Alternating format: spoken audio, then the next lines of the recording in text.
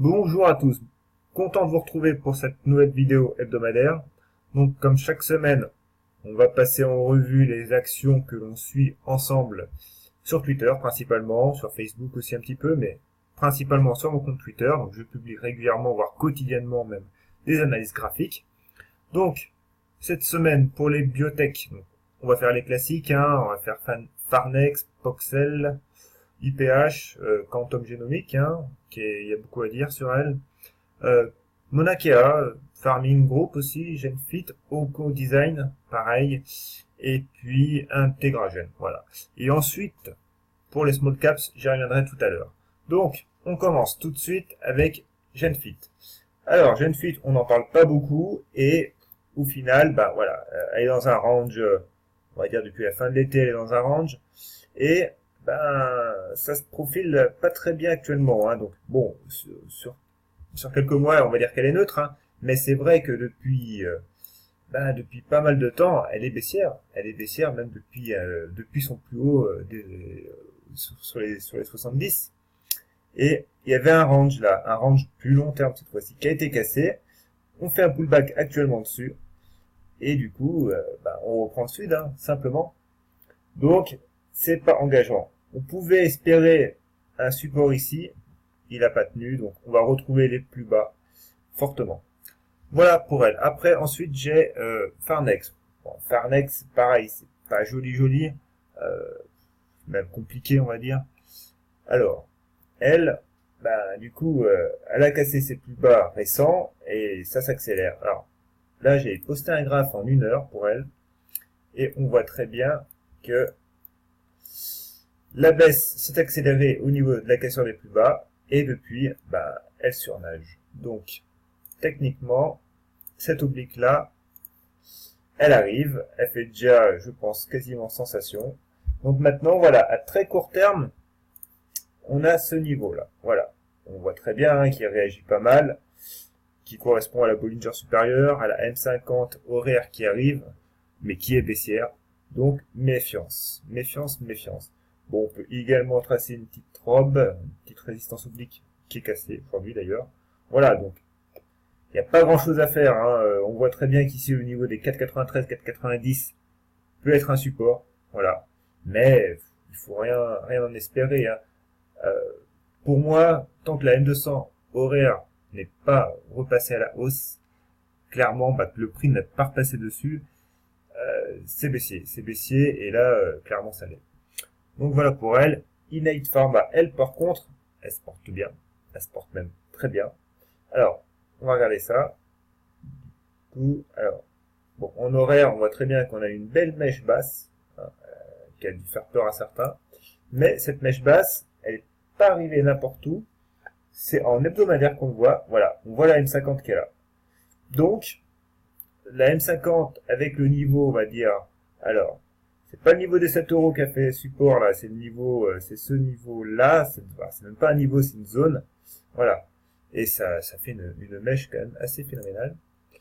Donc, du coup, en journalier, voilà, on avait cassé momentanément ce niveau des 7 euros, on l'a réintégré tout de suite. Par contre, voilà, on a du mal à dépasser les 7,50. Donc, au milieu, entre 7 et 7,50, à très court terme, on est neutre. Voilà. Ensuite, j'ai Farming Group. Alors, Farming Group, elle faiblit un peu. Elle faiblit parce que elle n'arrive pas à réussir à dépasser ces 1,32 là. Voilà, on voit qu'on bloque. Alors, ce niveau-là correspondait à ce niveau-là, hein, donc voilà, il n'y a pas de mystère. Par contre, elle revient sur une zone d'importance là. Donc, cette oblique là, voilà, qui est là, conjuguée à ce niveau-là. Donc, évidemment, ici, il faudrait que ça tienne. Si ça tient pas, voilà, il y a de fortes chances qu'on retourne voir les 1,14, hein, qui avait déjà fait support ici, qui correspond à la Bollinger inférieure. Voilà. Bon, au milieu, on aura la M50 qui va arriver. Mais voilà, faut tenir ces 1,26 pour rester déjà haussier. Pour rester haussier et dans la tendance court terme de fin d'été. Autrement, c'est pareil. On mettra une latéralisation en place. Ensuite, j'ai Ocon Design. Alors, Ocon Design, c'est assez chaotique, je trouve. Donc, je l'avais dans ma shortlist, je l'ai enlevé parce que, bon, c'est haussier, on voit que c'est haussier hein, depuis début de l'été, c'est haussier, les plus hauts sont de plus en plus hauts, les plus bas sont de plus en plus bas.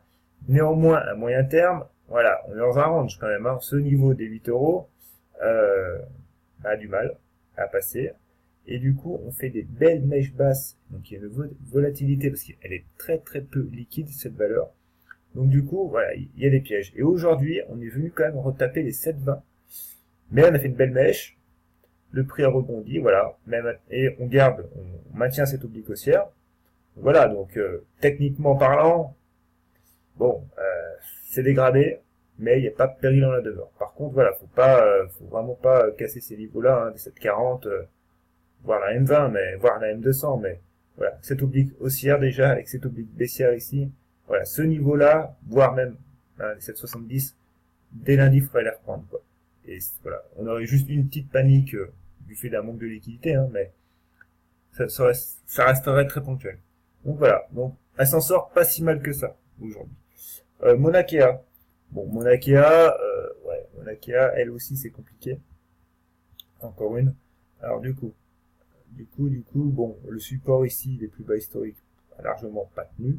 Donc du coup, elle s'enfonce. Elle s'enfonce et là, maintenant, moi j'ai plus de support. Le report chartiste, ça fait descendre quasiment à 0 €. Donc j'y crois pas non plus. Donc, bon, faut attendre qu'elle se stabilise quelque part. Voilà. Je peux pas en dire beaucoup plus pour elle. Puis donc du coup Poxel. Alors Poxel, elle est où Poxel? Elle est là. Poxel, elle, du coup, qu'est-ce qu'elle nous fait déjà cette semaine? Voilà. Alors elle, on voit ce niveau-là, voilà, les 7,40, qui était résistance, qui est devenu support. Donc, pour l'instant, tant qu'elle tient ce support, c'est pas mal. Alors ici, ça tergiverse un peu, et après, on peut même se tracer une petite oblique. Alors après, où la prendre ici ou ici? Bon, on va la prendre ici. Et du coup, alors, quelque chose près, voilà. Donc voilà, donc ici, il faudrait qu'on ait quand même une réaction pour reviser cette oblique et relancer la hausse. Bon, en l'état actuel, ça ne prend pas la direction, il faudra voir lundi. Et enfin, ici, en biotech, on va regarder Quantum Génomique. Alors, Quantum Génomique, ça discute beaucoup. Ça discute beaucoup. Alors, au niveau côté fondamental, tout le monde attend un partenariat. Voilà. Arrivera-t-il pas? Ça, on n'en sait rien. Donc, du coup, elle s'est mise en danger cette semaine, clairement, hein, en rompant ses 4,60. Là, c'était mal engagé quand même. Et elle a trouvé un support avec un plus bas 4,18 sur ce niveau-là. Voilà, ce niveau-là des 4,18, 4,20, là, qui étaient les plus bas de début d'année. Donc, ça a permis au prix de rebondir. Donc, si on passe en hebdomadaire, on voit très bien que, voilà, on a eu une mèche et on maintient. Bon, maintenant, hein, clairement, ici, il y a un ensemble de résistances qui est quand même pas facile à passer. Hein. Pas non plus s'enflammer.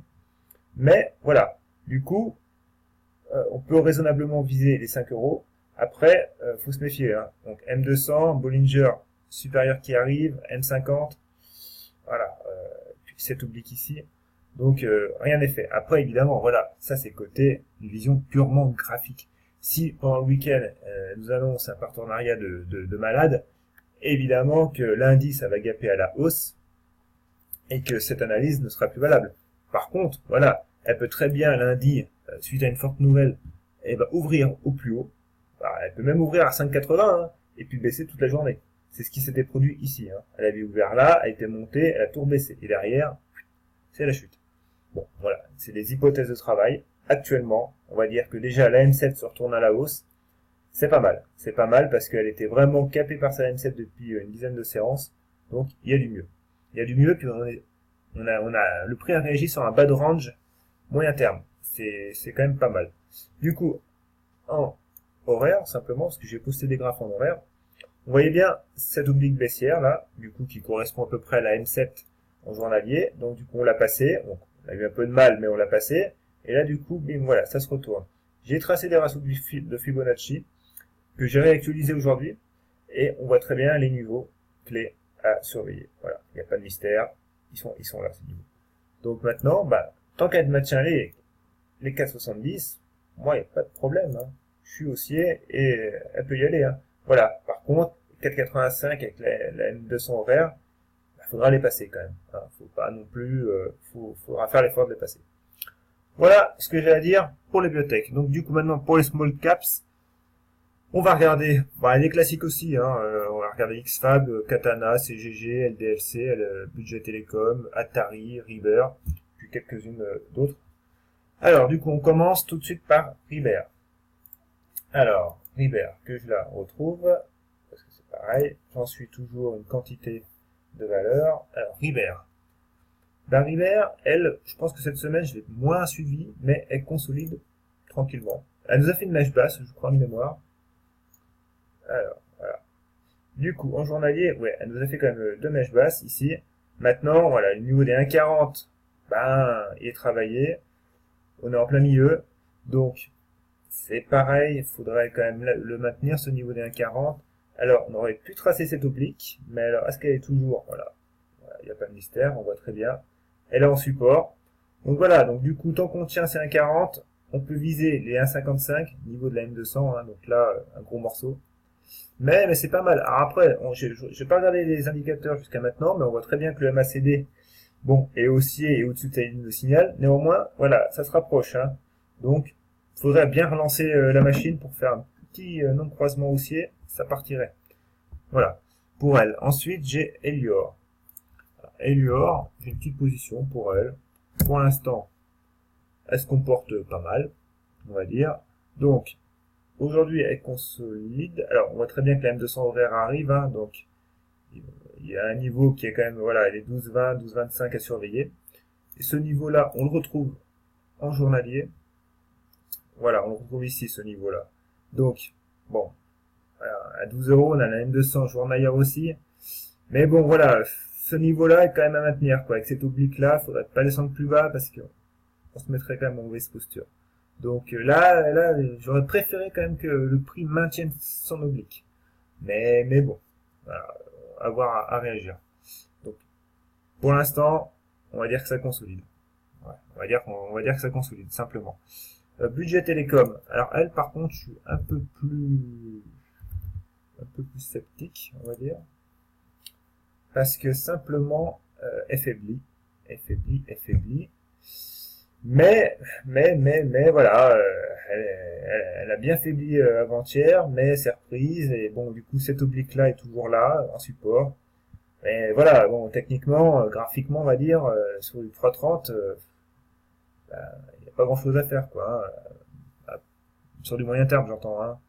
Donc voilà, donc maintenant, bon, faut pas faiblir, parce que là, ouais, elle se met en danger. Et si jamais ça descend, ça peut aller assez vite, on va dire. Ça peut aller assez vite, hein. Donc voilà. Ensuite, j'ai Aquel. Alors Aquel, pareil, elle est pas mal. Donc elle est pas mal, voilà. Son support ici se tient. On visera toujours les 18-10, hein. Claranova, je l'ai pas annoncé Claranova. Donc Claranova, pareil. Elle, aujourd'hui, compliquée, hein. On voit ce range, pareil. Évidemment, on peut viser aussi les 6,80 en support, hein. Mais bon, voilà, clairement, les Bollinger divergent. La M50, la M7 vire. Donc, voilà. C'est pas beau. C'est pas beau. Et l'hebdomadaire, nous confirme un peu tout ça, quand même. On voit très bien ce chandelier, là. Quasi Maribouzou. Maroubouzou. Voilà. Je vais y arriver. Voilà. Moi, je vois 5,80, 6 euros ici, qui correspondrait à l'arrivée tout doucement de la M200. Donc voilà. C'est mal engagé là pour elle. Hein. Ensuite, Katana. Bon, Katana, ça nous fait un peu du surplace. Voilà, comme ça, à la louche. Voilà. Elle est dans son triangle. Et tu vois le 3 euros, hein. 3 euros, pivot moyen terme. Donc on surveille. Atari à 0,32 faibli, je pense, hein. Moi je visais plutôt au 0,35. Là 0,32 c'est bas, mais pareil en hebdomadaire, on voit que la M200, alors la M200 faut la voir, hein. Elle se confond avec l'oblique, c'est impressionnant, mais elle est là, voilà. Donc c'est un niveau important, voilà, qu'il faut tenir. Et si on rebond, si ce niveau-là tient, bah ouais, ça peut être pas mal. Mais il faut qu'il tienne. Pour l'instant c'est compliqué. Et l'oblique là, donc du coup cette oblique là qui est plus précise, bon bah on voit très bien que actuellement le prix échoue dessus quand même, hein. Donc c'est pas gagné quand même. Et puis on voit très bien un M200 horaire, en plein milieu du range court terme là.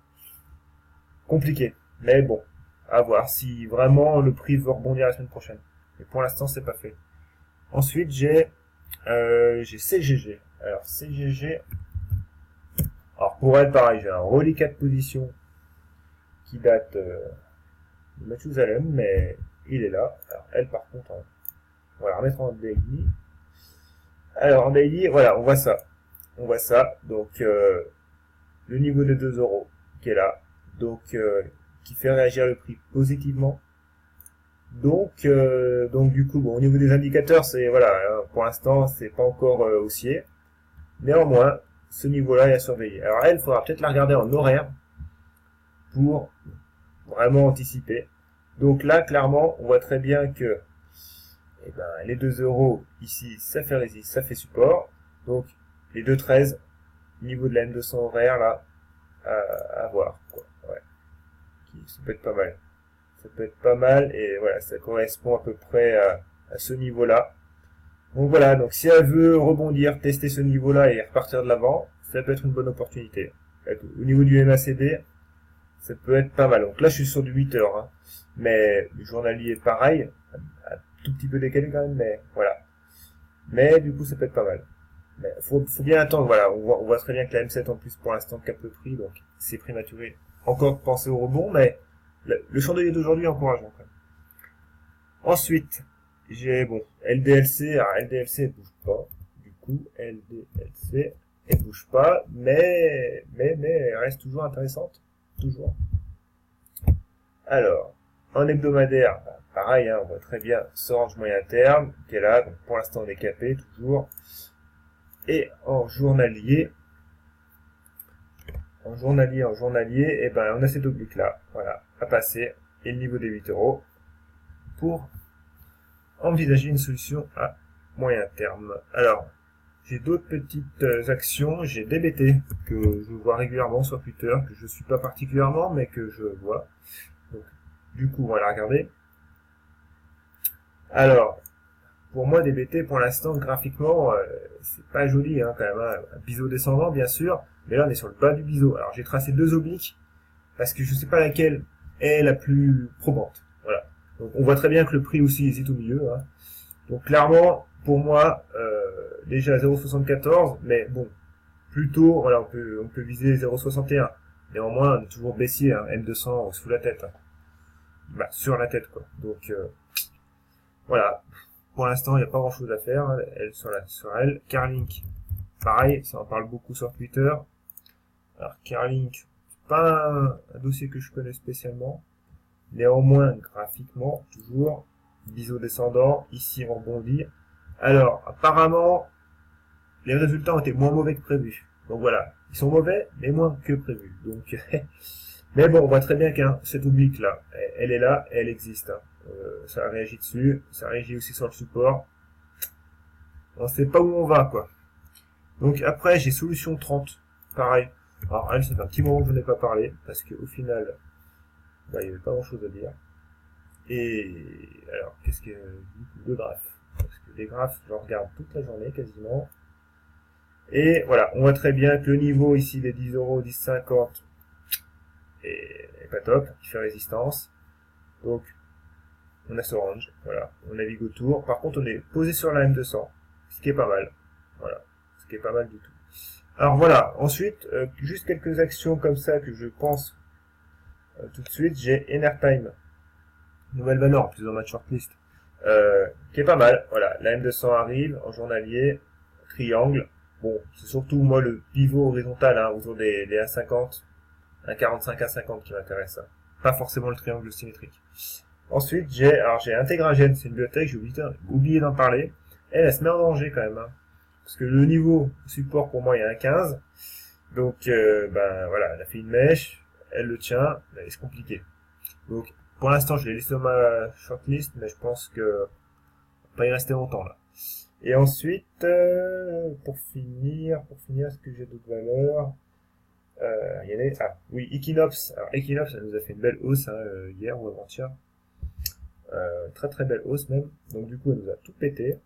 Donc au final, ben voilà, actuellement, elle est revenue ici. Ça a l'air de réagir. Donc là, clairement, hein, c'est un peu tard, on va dire, pour moi, pour entrer. On voit très bien que le RSI est au-dessus de 70. D'ailleurs, le cours sur le RSI, je l'ai fini. Je vais bientôt faire la petite vidéo qui va avec. Et d'ici peut-être la semaine prochaine, je pense que il sera en ligne sur mon site. Hein. Donc voilà, donc RSI en zone de surachat. Donc clairement, c'est plus le temps d'acheter. Bon, il n'a pas encore donné son signal baissier parce qu'il n'a pas recassé la zone des 70, le niveau des 70. Néanmoins, voilà, c'est assez le prix en surchauffe quand même. Faut le laisser construire, quoi, simplement. Et si on maintient les 3,82, cette zone-là, là, que je peux même mettre en vert maintenant, ça reste aussi quand même, c'est une consolidation d'ailleurs. Voilà. Donc c'est tout pour aujourd'hui. Donc ouais, 21 minutes, ouais, c'est pas mal. Alors, si vous aimez cette vidéo, mes solutions, mes avis, mon ressenti, mes analyses, n'hésitez pas à me donner un petit pouce bleu, à vous abonner à la chaîne, à mettre des commentaires si ça vous plaît, et puis je vous dis à la semaine prochaine. Allez, bon week-end.